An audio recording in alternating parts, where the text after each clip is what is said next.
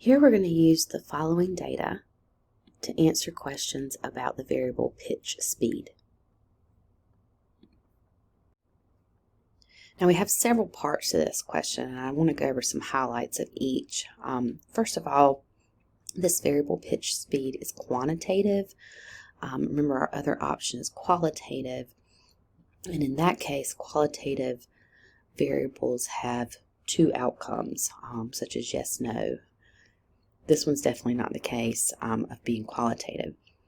It's important to know because confidence intervals for a mean are constructed on quantitative data, while confidence intervals for a proportion are constructed on qualitative data. Again, those qualitative have two possible outcomes.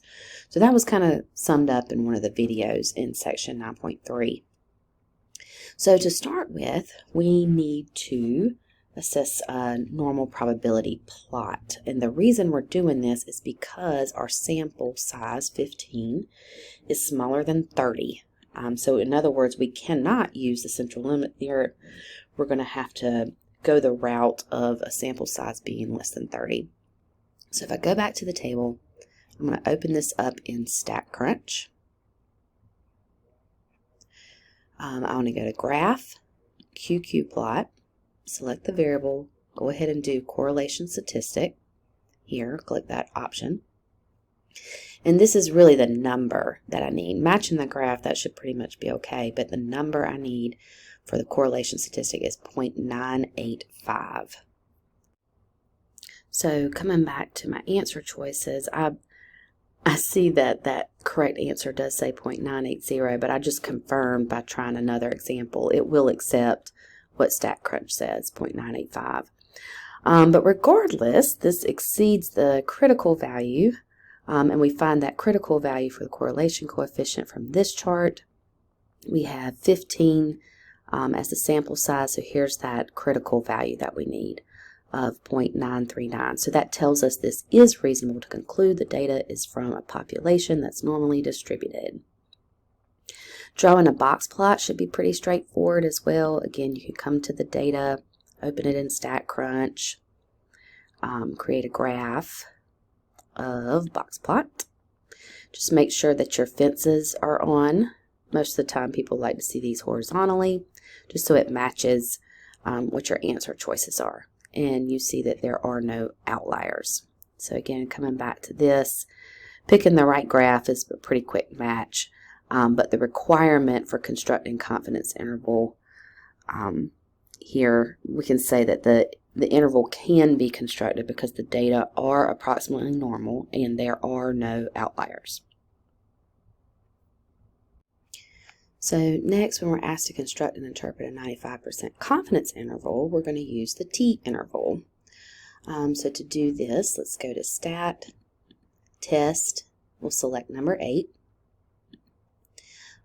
We are given the data here. So I'm going to use data.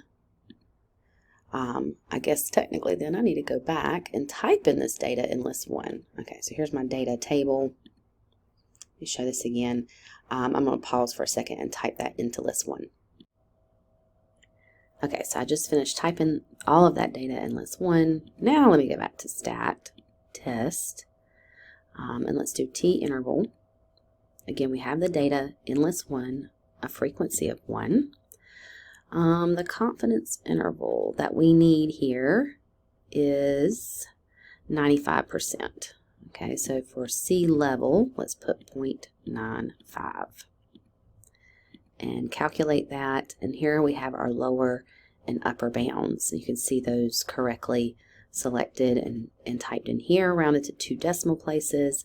As I've mentioned in the past, and I know a lot of the videos in the reading assignments have mentioned as well, make sure that you're selecting answer choices that have this type of language. One can be 95% confident that ... We would never use the word probability with a confidence interval. And then this last question is more of a understanding the bigger picture here. And the correct choices are the interval for all pitchers in a league would be wider because the variability between pitchers, these are different people, is most likely greater than the variability between pitches for just one pitcher, just one person. So that's why we would expect something wider as far as a confidence interval.